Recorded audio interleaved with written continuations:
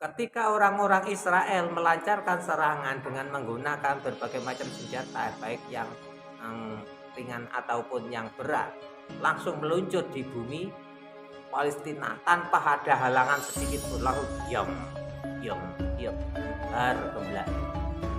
Nah, ketika hal seperti itu kita telah dengan berbagai macam sikon, segi keamanan, segi keimanan, maka di saat itulah Allah menyelamatkan umat daripada Muhammad itu seperti halnya menyelamatkan Nabi Isa alaihissalam daripada kejaran-kejaran orang-orang Bani Israel. Dengan cara apa? Diangkat rohnya daripada jasadnya untuk dimasukkan kemana? Ke tempat ke tempat pilihan daripada Allah. Umpama wong Islam ya muni surga.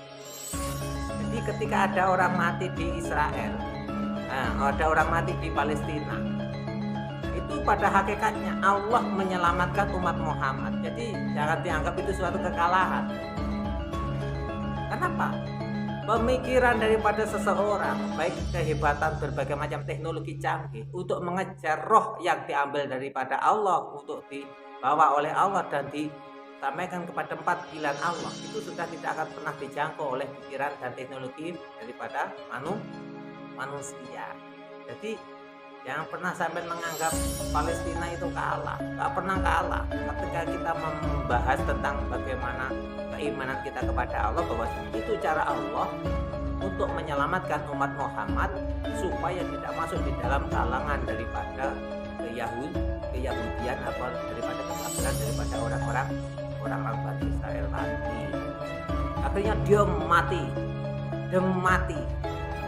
Padahal ketika orang mengalami kematian yang diangkat oleh Allah dengan jalannya Allah untuk bersifat menyelamatkan daripada keimanan daripada umat-umat Palestina tadi yang bersifat muslim, beragama muslim, maka Allah tidak akan pernah memberikan suatu rasa sakit atas bagaimana roh itu keluar daripada jasad.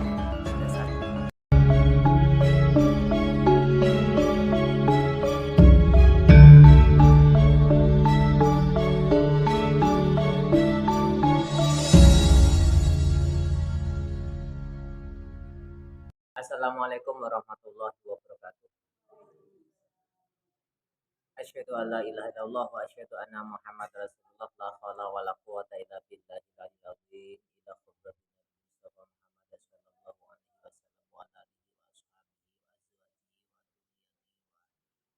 wa Al-Fatihah. A'udzu billahi minasyaitonir rajim. Bismillahirrahmanirrahim. Alhamdulillahirabbil alamin arrahmanirrahim maliki yaumiddin. Iyyaka na'budu wa iyyaka nasta'in. Ihdinas siratal mustaqim siratal ladzina an'amta 'alaihim ghairil Al-Fatihah. A'udzu billahi minasyaitonir rajim. Bismillahirrahmanirrahim. Alhamdulillahirabbil alamin arrahmanirrahim maliki yaumiddin. Iyyaka na'budu wa iyyaka nasta'in. Ihdinas siratal mustaqim siratal ladzina an'amta 'alaihim ghairil maghdubi 'alaihim waladdallin. Amin. Bismillahirrahmanirrahim. Alhamdulillahirabbil alamin. Allahumma shalli ala sayyidina Muhammad amma ba'du. Alhamdulillah tasih dipun istiqomahkan dening Allah Ta'ala sehingga kita semua bisa berkumpul lagi dalam keadaan sehat walafiat. Amin ya rabbal alamin. Iki ngaji diterusne malih bahwasanya untuk pembahasan bagaimana kita memahami tentang kejadian-kejadian di Palestina ya. Kejadian di Palestina bagaimana kita menelaah tentang tauhid, bagaimana kita membahas tentang kesyariatan dan bagaimana kita untuk berkeyakinan kepada Allah ilahi rabbi. Makanya ketika kita melihat kejadian di Palestina itu kan luar biasa ya. Seakan-akan itu ketika dipikir secara akal Palestina nggak mungkin menang melawan Israel. Mengapa kok demikian? Karena orang-orang Israel dulu leluhurnya itu pernah menjadi umat daripada Nabi Isa alaihissalam. Di situ Nabi Isa pernah memberikan suatu makanan yang diambil dari surga langsung. Dan makanya orang-orang Israel itu otaknya itu pemikirannya sangat luar biasa, di atas rata-rata. Mengapa kau dibuat demikian? Ketika kita membahas tentang bagaimana kita bertauhid kepada Allah, bahwasanya bagaimana kita mengabdi dengan akal dan pikiran dan bagaimana kita mengabdi kepada Allah.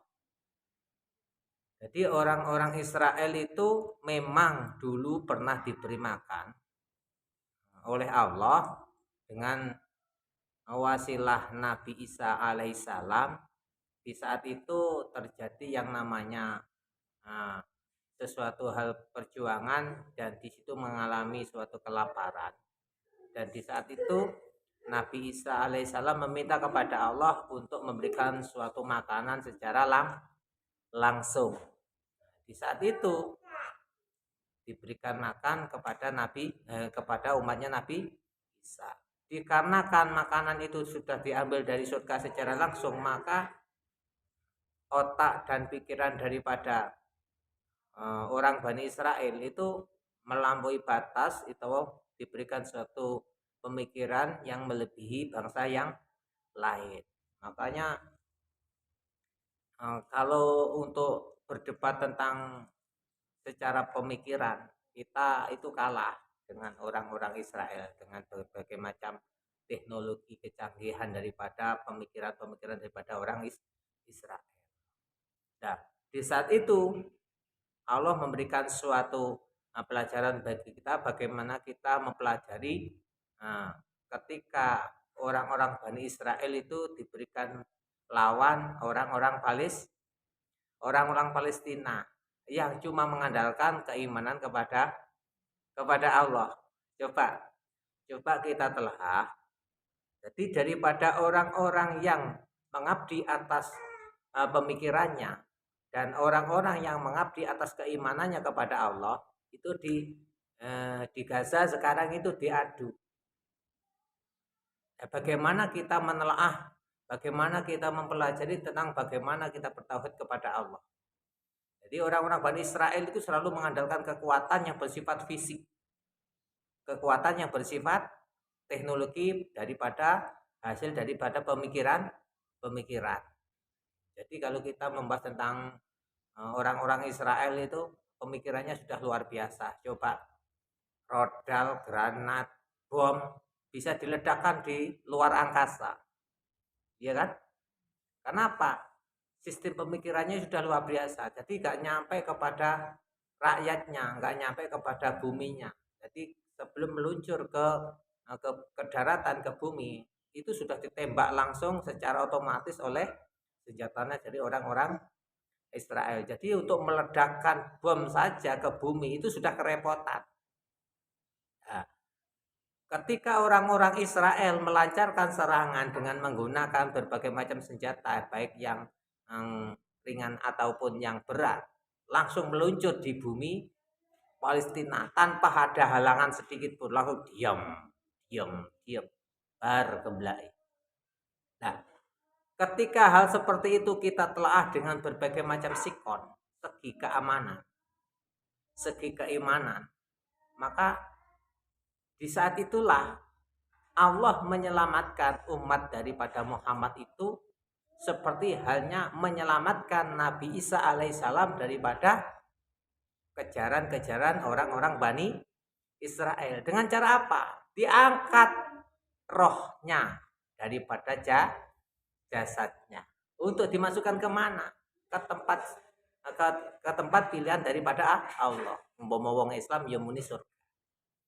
Jadi ketika ada orang mati di Israel, ada orang mati di Palestina, itu pada hakikatnya Allah menyelamatkan umat Muhammad. Jadi jangan dianggap itu suatu kekalahan. Kenapa? Pemikiran daripada seseorang, baik kehebatan berbagai macam teknologi canggih untuk mengejar roh yang diambil daripada Allah untuk dibawa oleh Allah dan disampaikan kepada tempat pilihan Allah, itu sudah tidak akan pernah dijangkau oleh pikiran dan teknologi daripada manusia. Jadi jangan pernah sampai menganggap Palestina itu kalah, nggak pernah kalah. Ketika kita membahas tentang bagaimana keimanan kita kepada Allah, bahwasanya itu cara Allah untuk menyelamatkan umat Muhammad supaya tidak masuk di dalam kalangan daripada keyahudian atau daripada kekafiran daripada orang-orang Bani Israel tadi. Akhirnya dia mati. Padahal ketika orang mengalami kematian yang diangkat oleh Allah dengan jalannya Allah untuk bersifat menyelamatkan daripada keimanan daripada umat-umat Palestina tadi yang bersifat muslim, beragama muslim, maka Allah tidak akan pernah memberikan suatu rasa sakit atas bagaimana roh itu keluar daripada jasad. Tapi bagi kita melihat hal seperti itu, mesak nih. Mesak nih. Kamera sudah tidak fungsi lagi. Mulut dengan bahasanya sudah, dengan kata-kata ini sudah gak nyambung. Ini mangap kudu mingkem. Ya kalau sudah di situ. Jadi sesungguhnya kita itu wajib bersyukur atas Allah Ta'ala bagaimana cara Allah menyelamatkan daripada umat Muhammad, orang-orang Palestina, dijauhkan daripada kebrutalan daripada orang-orang yang tidak beriman kepada Allah. Nah, untuk orang-orang tauhid santai saja. Kenapa? Allah tetap akan menyelamatkan orang-orang yang beriman. Tapi kalau kita pandang secara kekuatan fisik dan teknologi dan secara pemikiran dan akal manusia, ya Palestina kalah.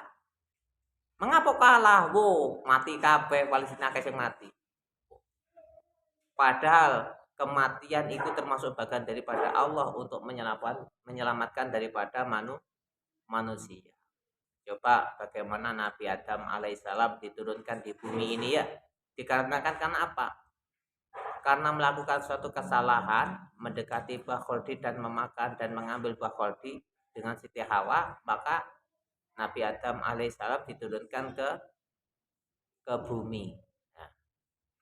Nah sekarang ketika Nabi Adam sudah nyampe kepada puncak daripada pengabdiannya atas kesalahannya kepada Allah,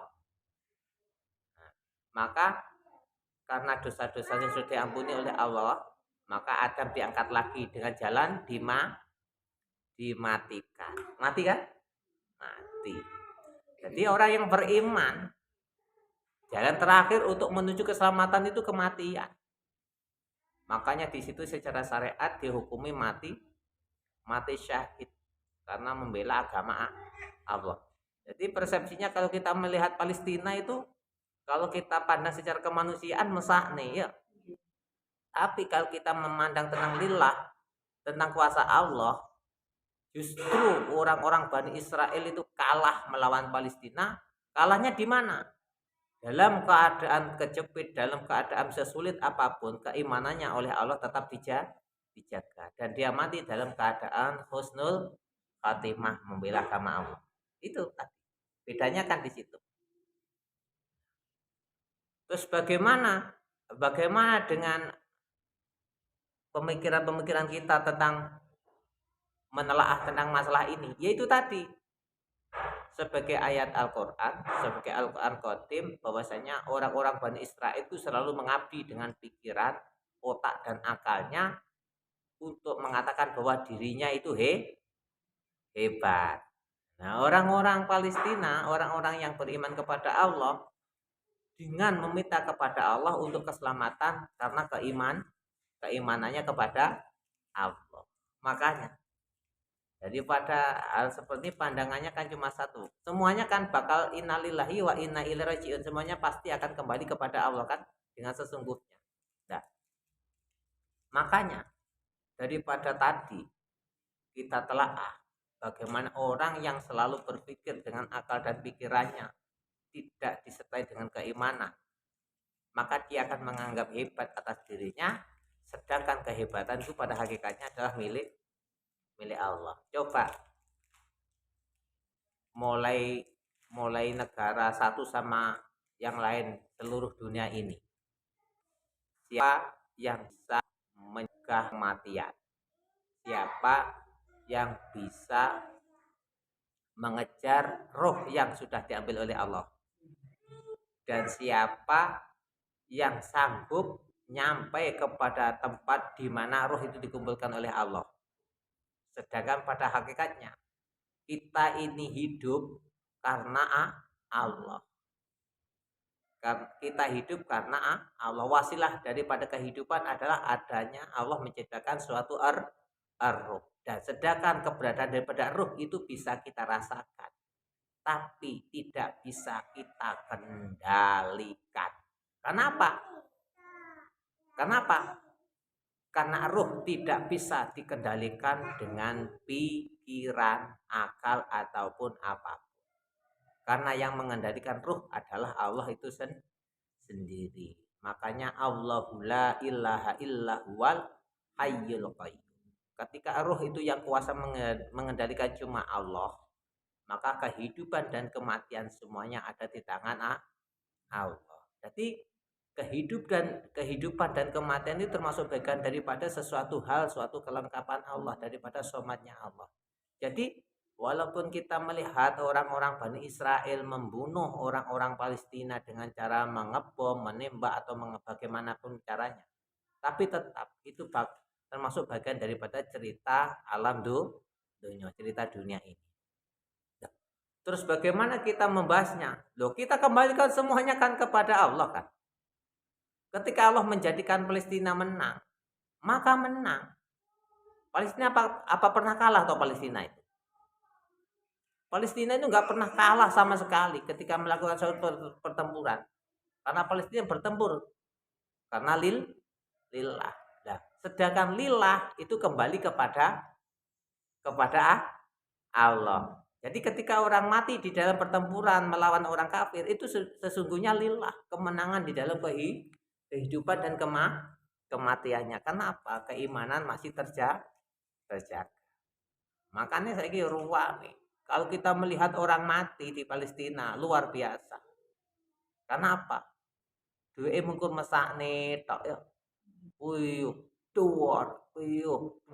Tapi yang luar biasa, orang Palestina sing sampean mesakne itu tidak merasa rugi, tidak merasa keberatan, dan tidak merasa takut untuk menghadapi kematiannya.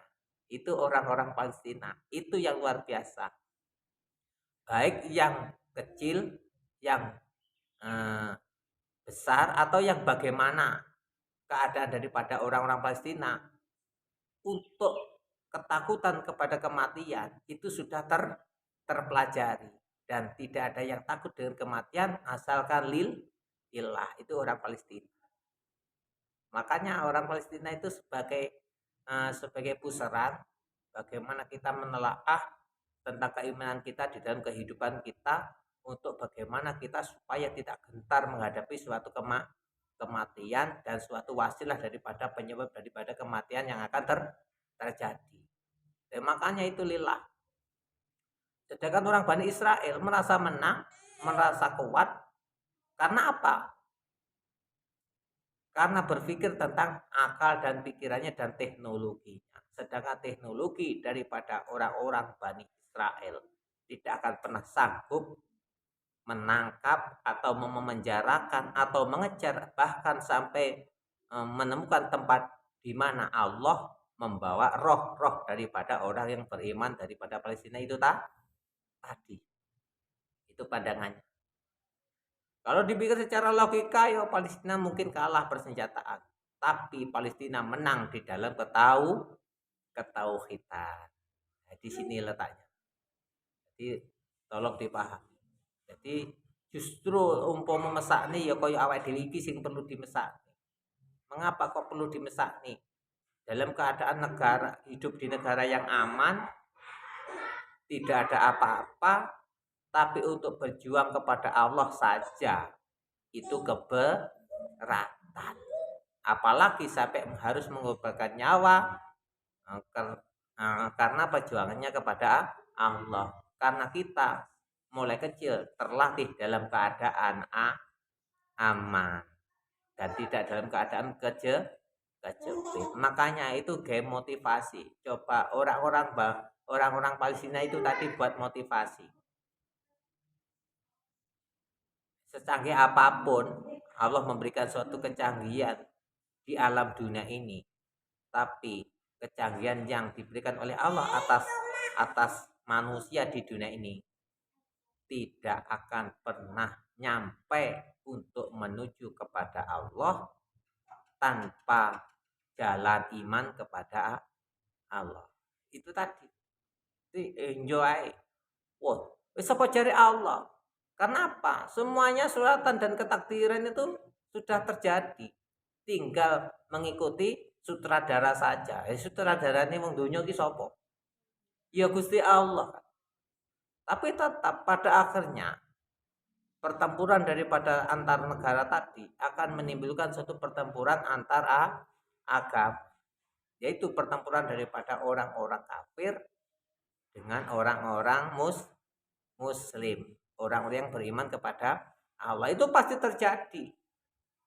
Sekarang itu kalau kita telaah ya, kalau kita telaah Amerika, Rusia, Cina, teknologi canggih-canggih semuanya, punya rodal, punya bom, punya senjata yang seakan-akan Indonesia tidak akan pernah menjangkau daripada teknologi yang diperlihatkan seakan-akan. Tapi bagi orang yang beriman kepada Allah, bahwasanya seluruh persenjataan itu yang menjalankan Allah. Seluruh persenjataan itu yang menjadikan Allah. Berarti tidak akan pernah menghancurkan dunia ini. Karena kehancuran dunia ini, yang kuasa menghancurkan adalah yang mempunyai dunia ini, yaitu Allah. Coba kita pikir secara logika. Kita pikir secara nalar. Kita pikir secara keilmuan. Ketika ada cerita bahwa nanti zaman akhir akan ada munculnya Dajjal. Kan ada juga munculnya Imam Mahdi dan munculnya Nabi Isa yang diturunkan daripada langit untuk memimpin umat manusia. Coba kita berpikir, kira-kira Nabi Isa ini mengenal rodal apa enggak? Kira-kira mengenal bedil apa enggak kira-kira? Terus Dajjal ini kira-kira umpomo di rodal no ajur apa enggak kira-kira? Kira-kira. Jadi ketika kita melaah dengan keberadaan daripada cerita ini, pertempuran akhir itu tidak menggunakan senjata-senjata yang bersifat seperti itu. Akan kembali kepada bagaimana Muhammad dulu, Nabi Muhammad memimpin umat manusia dengan bersenjatakan panah, pedang, dan senjata lainnya yang bersifat langsung adu fisik. Sekarang kan enggak, ditembakkan di sini yang jatuhnya berapa ratus kilo, gak roh mati nih kono, gak roh hajuri kono. Yang penting ada komputer. Lah, komputer itu kan jalannya pakai apa? Sinyal kan? Ya sinyal kan? Sinyal. Menjalankan peluru kendali pakai sinyal. Menjalankan tank pakai sinyal. Radar bekerja pakai sinyal. Terus saya tanya, ngebor bumi untuk mengeluarkan minyak bumi daripada tanah membutuhkan listrik, membutuhkan sinyal. Coba, lah seluruh daripada sinyal itu dihasilkan daripada satelit yang ada di luar angkasa. Bagaimana ketika nanti Allah itu menurunkan satelit-satelit yang ada di angkasa dan tidak difungsikan lagi, teknologi yang dihasilkan daripada manusia akan berfungsi apa enggak? Pedah montore sampean kira-kira kate mlaku apa gak wong minyak bumi ini wis gak metu. Pada akhir zaman nanti semuanya akan kembali kepada awal bagaimana Islam ini disiarkan oleh Rasulullah. Nanti. Jadi saiki wis gak apa-apa, teknologi canggih monggo. Panjen saiki gurung wayahe. Tapi ketika nanti sudah saatnya diturunkan oleh Allah satelit-satelit sing ana ning langit, maka sinyal tidak akan pernah ada. Internet tidak ada, HP-mu kayak nek gambari, yo kayak informasi ini. Peluru kendali gak ono mlakune, krana gak ono sinyale. Komputermu mati krana gak ono listrike, pedah motormu gak mlaku krana gak ono sini. Itu gampang. Kalau Allah sudah menghendaki diturunkan saja jedes teknologi-teknologi canggih yang sudah dihasilkan daripada para negara-negara yang berpikiran tentang pengabdiannya pada otak dan pikiran dan teknologi, dia akan tercengang. Karena apa? Sesungguhnya yang menguasai langit bumi seisinya adalah Allah. Ya. Sedangkan orang-orang yang berkeyakinan kepada Allah dan berpegang teguh kepada Allah, itu yang namanya orang yang beriman kepada Allah. Pada akhirnya nanti orang yang diselamatkan oleh Allah, orang yang dimenangkan oleh Allah, orang yang disukseskan oleh Allah adalah orang-orang yang beriman kepada Allah, yang tidak mengabdi kepada hati, akal, dan pikiran, termasuk teknologi yang ditemukan daripada pemikiran-pemikiran manusia. Ini tolong dipaham. Itu pada akhirnya nanti seperti itu. Kalau sudah angin tidak dijalankan oleh Allah, bagaimana? Mati apa urip? Kalau angin sudah dihentikan oleh Allah, air sudah dikeringkan oleh Allah, kuat aku ngangkat rodal. Gak usah ngangkat rodal, ngangkat bedil, kuat apa enggak? Ketika nanti Allah sudah tidak menurunkan air hujan dan tidak ada air di bumi ini, coba teknologi apa? Teknologi apa yang akan kita andalkan untuk menjaga kehidupan kita? Coba. Kalau nanti udara sudah tidak dialirkan oleh Allah atau tidak ditiupkan oleh Allah, ayo, jantung mana yang kuat bertahan? Ayo. Kalau kita membahas tentang keimanan kepada ketauhidan kepada Allah, otaknya siapa yang akan bekerja? Kalau jantung sudah mau meletus, ya, perut lapar dan haus, otak mana yang bekerja dengan cemerlang? Coba. Kalau kita melihat orang-orang Israel dengan orang-orang Palestina, itu masih dalam tahapan cerita kehidupan. Ya kita berdoa saja, mudah-mudahan Allah memberikan suatu keimanan yang kuat atas orang-orang yang bersifat muslim atau yang beragama muslim. Kenapa? Orang Palestina ya ada yang muslim, orang Bani Israel juga ada yang muslim. Kita berdoa untuk saudara-saudara kita semua yang beragama muslim. Karena apa? Tentara-tentara Israel yang muslim juga banyak. Dia juga beriman kepada Allah. Karena tugas atas negaranya, dia melaksanakan sesuatu hal yang dia tidak inginkan. Loh, kita husnudon saja kepada Allah. Karena itu termasuk bagian daripada bagaimana Allah menurunkan suatu permasalahan-permasalahan sikot-sikot untuk menguji daripada manusia di dalam keadaan di dunia ini. Untuk supaya beriman kepada Allah. Orang Palestina juga gitu. Banyak yang muslim, ya mungkin juga ada yang dijadikan kafir oleh Allah.